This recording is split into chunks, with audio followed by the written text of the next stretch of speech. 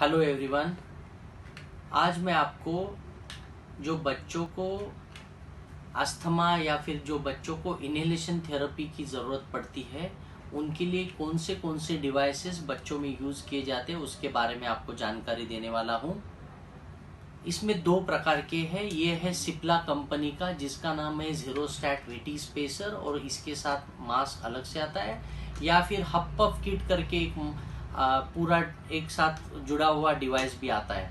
तो इसको ये बेबी मास्क को हमको यहाँ पे ऐसा अटैच करके यहाँ पे लगाना है ताकि ये डिवाइस रेडी हो गया। वैसे ही दूसरा ल्यूपिन कंपनी का आता है जिसका नाम है ट्रांसपेसर वीएम।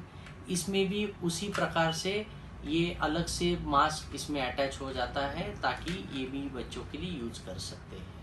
अच्छा, ये दोनों ट्रांसपेरेंट यूज करना बहुत ज़रूरी है क्योंकि ये ट्रांसपेरेंट होने से हमको पता चलता है कि इसमें से जो स्प्रे की हुई दवाई बराबर से आगे तक जा सकती है। दूसरा चीज़ ये है कि इसको हम अच्छी तरह से इजीली ऐसे खोल सकते हैं, डिसमेंटल कर सकते हैं ताकि हम इसको हफ्ता 10 दिन में कम से कम एक बार इसको नल के पानी में या टैप वाटर में इसको धोना है। धोते समय कोई भी डिटर्जेंट ज़्यादा यूज़ नहीं करना है, सिंपल वाटर से धो के उसको अच्छी तरह से क्लीन करना है, घिसना वगैरह बिल्कुल नहीं है। और उसके बाद इसको अच्छी तरह से एयर ड्राई करना है, ना कि कोई भी कपड़ा यूज करना है। Do not use any cloth, so that is the important message.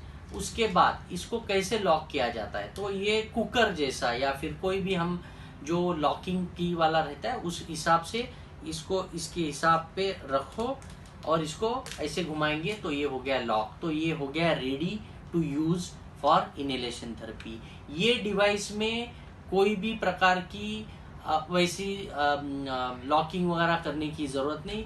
इसको भी आप आराम से खोल के इसको भी पानी से धो के वापस आप एयर टाइट सुखा के इसको अच्छी जगह पे रखें ताकि इसको कोई भी प्रकार की धूल न लगे।